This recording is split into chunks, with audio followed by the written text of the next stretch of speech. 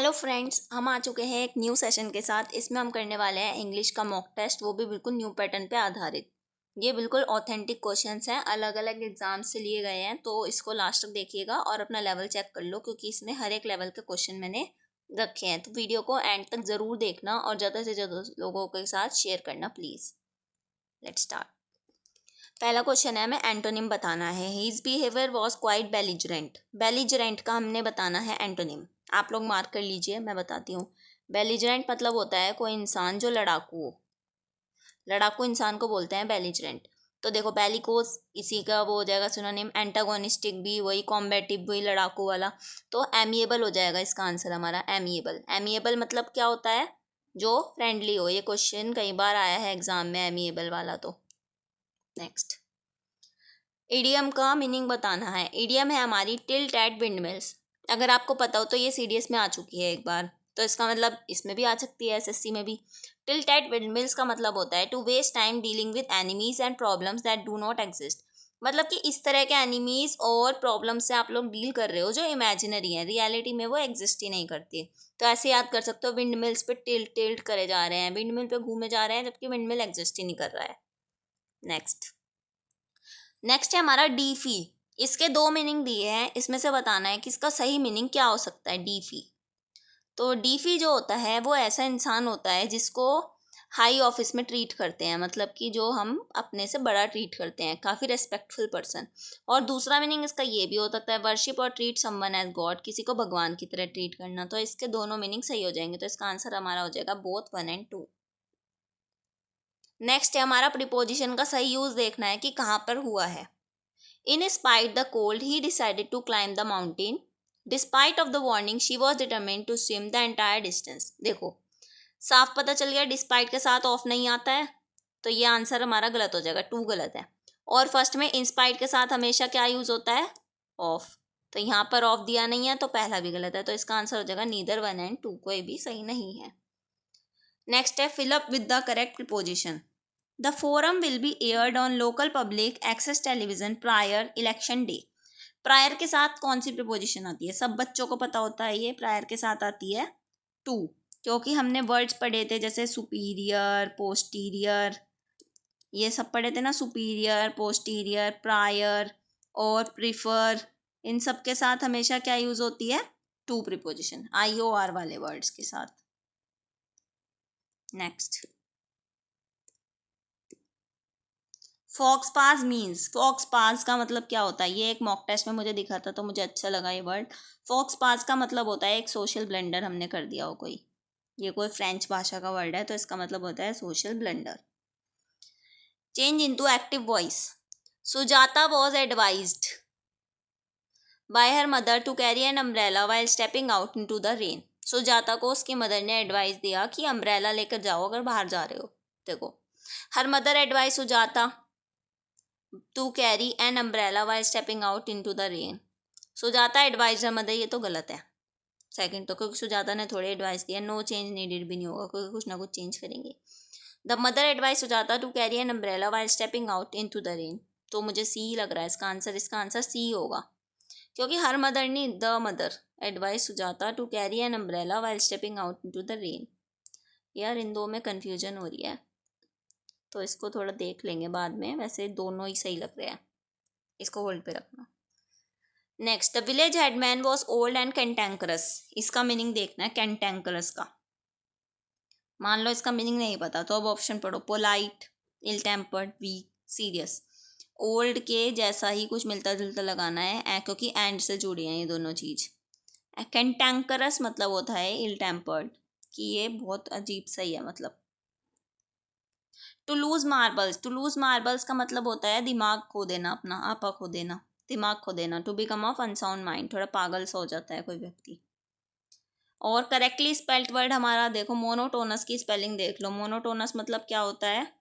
Boring चीज। Monotonous का मतलब होता है बोरिंग। तो मंडेन, बोरिंग, ये सब मोनोटोनस के सिनोनिम होते हैं, तो इसकी स्पेलिंग ये है मोनोटोनस, यही होगा इसका answer. Select the part which contain error. Error बताना है। The company's phenomenal success are largely due to the new director. No error. चलो देखो, कंपनी की फिनोमिनल सक्सेस आर लार्जली, यहीं पे एरर है देखो, सक्सेस के बारे में बात की गई है, कंपनी की फिनोमिनल सक्सेस के बारे में बात की है। सक्सेस है हमारा सिंगुलर सब्जेक्ट, तो इसके साथ यहाँ पर सिंगुलर वर्ब होगी, आर की जगह क्या यूज होगा, इज। तो ये हमारा आंसर हो जाएगा आर लार्जली वाला B part. Choose the correct order, S1 S6 बनाना है। All plants that grow in the desert are cleverly equipped to withstand the heat and make full use of what little water exists. जितने भी plant हमारे desert में होते हैं वो इस तरह से इक्विप्ड हैं कि वो हीट को मतलब सह सकते हैं और जितना भी पानी है उसका अच्छे से यूज़ कर सकते हैं। S6 है हमारा the great network of roots which remain close to the surface so quickly any water that reach them. उनकी रूट्स इतनी बड़ी बड़ी होती हैं, इस तरह की होती हैं कि जैसे ही जरा सा पानी उनके पास आता है वो एकदम से सोख लेती हैं। देखो या तो एस से शुरू होगा या क्यू से शुरू होगा, तो क्यू पढ़ो। Cacti and other succulents will brilliantly solve the problem of story of water. In the desert soil temperature में rise to very high level and the soil is often bone dry. पूरा पढ़ते हैं। However there are occasional showers but much of the water runs off swiftly instead of sinking into the ground. Cacti and other succulents will brilliantly solve the problem of story of water. Instead of leaves they have extensive root system which is their life saver. देखो यहाँ पे मिल गया हमें दे किसके लिए use हुआ है यहाँ पे, कौन सी चीज है, दे है कैक्टी एंड अदर सक्कुलेंट्स, तो क्यू के बाद ही आर आएगा। क्यू के बाद आर ये रहा, क्यू के बाद आर ये रहा, ये नहीं है और ये नहीं है, तो इन दो में से होगा, या तो एस से स्टार्ट होगा या क्यू से।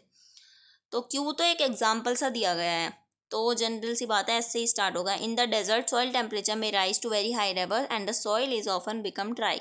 यहाँ पे डेजर्ट की बात कही है, फिर यहाँ दोबारा डेजर्ट की बात कही है, तो एस से स्टार्ट होगा। हावर देयर आर ओकेजनल शावर्स, पहले इसके बारे में बताया, उसके बाद फिर इसे थोड़ा सा वो कर दिया हावर से रिलेट, तो एस से स्टार्ट होगा। Mother said to her son I have cooked pasta for you. देखो इसका नरेशन चेंज करना है। Mother told her son that she have cooked pasta for your. Mother told her son that she had cooked pasta for him. तो यही है, mother ने अपने बच्चे को क्या कहा कि मैंने तुम्हारे लिए पास्ता बनाया है। शी हैव कुक्ड का हो जाएगा had cooked, pasta for you का हो जाएगा him. Improve the sentence, Hitesh is more intelligent then each other student in our class. Hitesh सबसे ज़्यादा वो है इंटेलिजेंट हमारी क्लास में हर एक बच्चे से, तो ईच अदर तो नहीं आएगा यहाँ पर। देखो क्या आएगा, एनी स्टूडेंट नहीं, एवरी स्टूडेंट नहीं, तो एनी अदर स्टूडेंट हो जाएगा इसका। Any other student in the class की हर एक बच्चे से ज़्यादा होशियार है वो। फिर से हमारा S1 S6 आ गया है। I have long laboured under a dark suspicion that I am an idle person. मुझे अपने आप को यही डाउट रहता था हमेशा कि मैं एक आइडल पर्सन हूँ, मतलब जो चलता फिरता ज़्यादा नहीं है। I defend myself by attacking myself and claim a verdict of not guilty by the candour of my confession of guilt. मैं अपने आप को ही अटैक करके अपने आप को ही गिल्टी बता देता था और फिर अपने आप को ही गिल्ट से हटा देता था। देखो QSPS, चलो। If I had a chance to mention it in conversation I do not expect to be believed.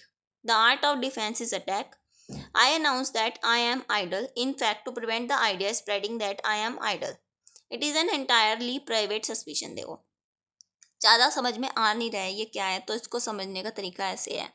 यहाँ पे आइडलिटी की बात हुई है, अब दोबारा आइडल वाली बात यहाँ पे हुई है, तो जनरल सी बात है एस। नहीं नहीं नहीं नहीं नहीं, it is an entirely private suspicion.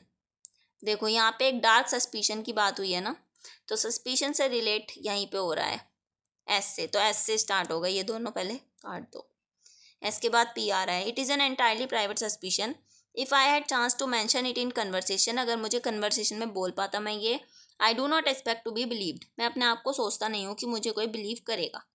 The art of defence is attack, तो मेरे लिए जो बचने का तरीका है वो अटैक करना ही है। आई अनाउंस, तो मैं अपने आप को खुद ही आइडल बता देता हूँ, तो क्यू के बाद आर होगा, तो SPQR इसका हो जाएगा आंसर। मार्वेलस का सिनोनिम बताना है। मार्वेलस कोई चीज़ होती है जो होती है वंडरफुल, ये पता होना चाहिए, इंपॉर्टेंट वर्ड है। मार्वेलस होता है वंडरफुल, ब्यूटीफुल, ये सब चीज़ें। एरर ढूंढना है। While plastic pollution has receive significant attention in recent years में प्लास्टिक पॉल्यूशन को काफ़ी अटेंशन मिली है। Metal waste is also a major environmental concern. तो जो मेटल वेस्ट है ये भी एक मेजर इन्वायरमेंटल कंसर्न है, या फिर नो एरर। तो देखो ये यहाँ से यहाँ तक तो बिल्कुल सही है, receive significant attention. Metal waste भी सही हो गया। Is also a major environmental concern, metal waste के लिए इज आए, ये भी सही है। तो ये पूरा सही है, तो इसका नो एरर हो जाएगा। जानबूझ के एरर जबरदस्ती नहीं ढूंढना है, कोई कोई नो एरर वाले भी आएंगे। क्लॉज बताना है किस तरह का है। During the program, the principal announced that the school is going to provide scholarship from next month. During the program, principal announced. Principal ने अनाउंस किया तो काहे का आंसर मिल रहा है हमें, ये वॉट का। और जहाँ पे वॉट का आंसर मिलता है वो हमारा होता है नाउन क्लोज। सारे क्लॉज मैं आपको पढ़ा दूंगी, वैसे ये पता लगा लो आप, जहाँ पे हमें क्या का आंसर मिलता है वो होता है noun close. Consequently, this poses a threat to agriculture and human health. Consequently का पार्ट ऑफ स्पीच हमें बताना है। तो एक तो पहचानने का तरीका ये है जिसमें एल वाई लगा हो, वो एडवर्ब होते हैं हमेशा, तो ये इसका एडवर्ब हो जाएगा। वरना थोड़ा देख लो, consequently this poses a threat, तो ये किसी वर्ब को क्वालिफाई कर रहा है, इसलिए ये एडवर्ब हो जाएगा। I have dash energy left to complete the work. कुछ एनर्जी बची होगी। आई हैव फ्यू एनर्जी नहीं, एनर्जी हमारी काउंटेबल नहीं होती। आई हैव मैनी एनर्जी नहीं, काउंटेबल नहीं होती। लिटिल एनर्जी या एनी एनर्जी नहीं होगा, तो इसका आंसर हो जाएगा little. I have little energy left. अब ये हमारा आ चुका है पैसेज, जो कि है काफ़ी बड़ा। देख लो आप लोग, ये पैसेज है काफ़ी बड़ा। सीडीएस 2 2024 का ये पैसेज है। काफ़ी हार्ड सा मुझे लगा था और काफ़ी बड़ा मुझे लगा था, इसलिए मैंने इसको यहाँ पर ऐड कर दिया है। ये है इसके क्वेश्चंस। चलो करते हैं, पहले क्वेश्चंस पढ़ लेते हैं। Which of the following does not amount to historical analysis. इसमें से कौन सी चीज़ हिस्टोरिकल एनालिसिस से रिलेटेड नहीं है। Posing a question about the past, setting up the problem in a form intended to facilitate solutions, solving the problem and verifying the solution और interpretations, combine several level of thinking and study to arrive at a conclusion, drawing from evidence to make impressionistic and informal conclusion। बड़ा अजीब सा है। The many genres of academic and popular history run the full gamut from logically systematic to impressionistic means. The range of text varies from those based on objective analysis and those based on subjective assertions. Historical analysis that is rarely vague to that which establishes evidence. Historical analysis that is always vague to that which establishes no evidence. Historical analysis that is rarely systematic to that which establishes evidence। भाई passage पढ़ के पता लगेगा क्या है ये। What according to the author makes historians come to conflicting solution। Author के हिसाब से conflicting solution किस वजह से होते हैं। They are influenced by their philosophical beliefs in asking questions on the same data. They apply different interpretations on the same data. They go for the primary data and evidence. They are influenced by the current political developments. Which word from the passage can be substituted for the assertion that all events and human actions are ultimately shaped by causes external to the will? Impressionistic, idealistic approach to history, deterministic relationship, dialectics. Which one of the following relate to the postmodernist approach to history? Postmodernist approach builds on positivism. Postmodernist approach emphasizes interaction among aspects of the problem. Postmodernist approach rejects both the separation of problem into sub-problems and interaction among them. Postmodernist approach supports separation of problems and interaction among them. तो अब हम passage पढ़ेंगे तो अब हमें पता लगेगा। चलो let's start. Historical analysis combines several levels of thinking and study, posing a question about the past, setting up the problem in a form intended to facilitate its solution, solving the problem and verifying the solution or interpretation. Historical analysis का मतलब है कि हम past को पढ़ें, उसके बारे में सोचें और फिर अच्छे से उसको एनालाइज करें ताकि हम किसी सॉल्यूशन पे या इंटरप्रिटेशन पे पहुंच सकें। Academic history relies on formal analysis based on rational and systematic apprehension of relevant evidence. तो जो academic history है वो formal analysis पे rely करती है जो कि rational और systematic evidences पे based होता है। Yet such formal analysis can be seen as a subset of the broader category of interpretation. पर जो पूरा हिस्टोरिकल एनालिसिस है वो बहुत बड़े इंटरप्रिटेशन का हिस्सा है, तो फॉर्मल एनालिसिस उसका ही छोटा सा पार्ट है, including responses to evidence that are impressionistic and informal rather than formal and logically structured.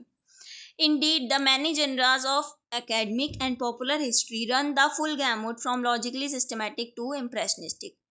तो इस तरह से ये पूरा का पूरा चलता है, impressionistic से ये चलता है. भाई थोड़ा सा हार्ड लग रहा है. Historians come from a widely varying range of philosophical tradition. Historians अलग अलग tradition से आते हैं, and the varying philosophies और अलग अलग उनकी philosophies है, lead to quite different ways of posing question and answer. तो उनके question और answer भी अलग अलग तरह के हैं. The distinctions among philosophical principles sketched here help to show how it is that different analytical priorities arise on the main topics proposed for analysis. They also show how historians can rely on similar data. Historians का data तो similar हो सकता है, पर उनके conclusion जो है वो डिफरेंट या फिर कॉन्फ्लिक्टिंग हो सकते हैं. 19th century philosophical outlooks remain central to the world historical analysis, most notably the dialectics of G.W.F. Hegel and the materialism of Karl Marx. इनके उस पे another great 19th century current of thought was positivism, elaborated by Auguste Comte and focusing on study through breaking large problems into small ones, seeking deterministic relationship with the smaller problems.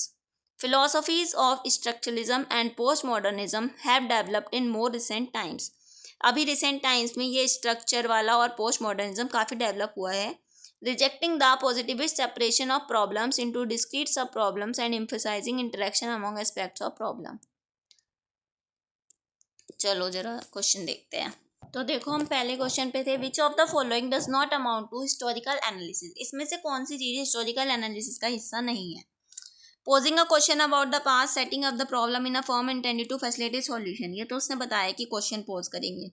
Solving the problem and verifying the solution और interpretation, ये भी बताया कि problem को solve करना है, किस तरह करना है. Combine several level of thinking and study to arrive at a conclusion, ये शायद नहीं बताया है, चौथा पढ़ लेते हैं. Drawing from evidence to make impressionistic and informal conclusion, ये भी साफ साफ बताया है, तो सी नहीं बताया, इसका आंसर हो जाएगा हमारा सी. The many genres of academic and popular history run the full gamut from logically systematic to impressionistic. gamut एक वर्ड आया है, gamut. gamut का मतलब होता है हमारा रेंज. तो यहाँ से भी आपको पता लग जाएगा कि रेंज कहाँ पे आ रहा है यहीं पे, तो इसका आंसर ए ही हो जाएगा. Range of text varies from those based on objective से सब्जेक्टिव पे वेरी करते हैं. थोड़ा ये आवाज़ को वो करना, नेग्लेक्ट करना. What according to the author makes historians come to conflicting solutions. उनके solution conflicting क्यों होते हैं? They are influenced by their philosophical beliefs in asking question on the same data. हाँ ये तो बात थी, philosophical beliefs का था. They apply different interpretation. हाँ different interpretation apply करते हैं. Primary data पे नहीं जा रहे वो. Current political development की भी कोई बात नहीं करेगी, तो इसका आंसर हो जाएगा 1 and 2 only. A. Which word from the passage can be substituted for the assertion that all events and human actions are ultimately shaped by causes external to the will? External to the will, इससे हमारा क्या हो सकता है, impressionistic हो सकते हैं वो सब चीज़ें, तो ये हो जाएगा इसका आंसर. थोड़ा शोर ज़्यादा हो रहा है इसलिए मैं जल्दी कंप्लीट कर रही हूँ. Which one of the following relates to the post modernist approach to history. Post modernist approach क्या थी हिस्ट्री के लिए? बिल्ड्स ऑन पॉजिटिविज्म नहीं. Emphasise interaction among aspects of problem नहीं. Post modernist approach reject both separation of problem into sub problem interaction among them, ये भी नहीं. Supports and separation of problem interaction among them, तो D था इसका answer. एक बार आप दोबारा पढ़ लेना अच्छे से, आपको कंफर्म हो जाएगा. तो ये था हमारा फुल मॉक टेस्ट इंग्लिश का. अपना स्कोर कमेंट में ज़रूर लिखो और प्लीज़ बताना आपको ये कैसा लगा. अगर आप लोग कहेंगे तो मैं इसका पार्ट 2 पार्ट 3 वगैरह भी डाल दूंगी. और प्लीज़ लाइक और शेयर करो, और भाई सब्सक्राइब करके जाना, बिना सब्सक्राइब करे जाना मत. And all the best, prepare well, you deserve all the good things. Bye bye, will meet you in the next video.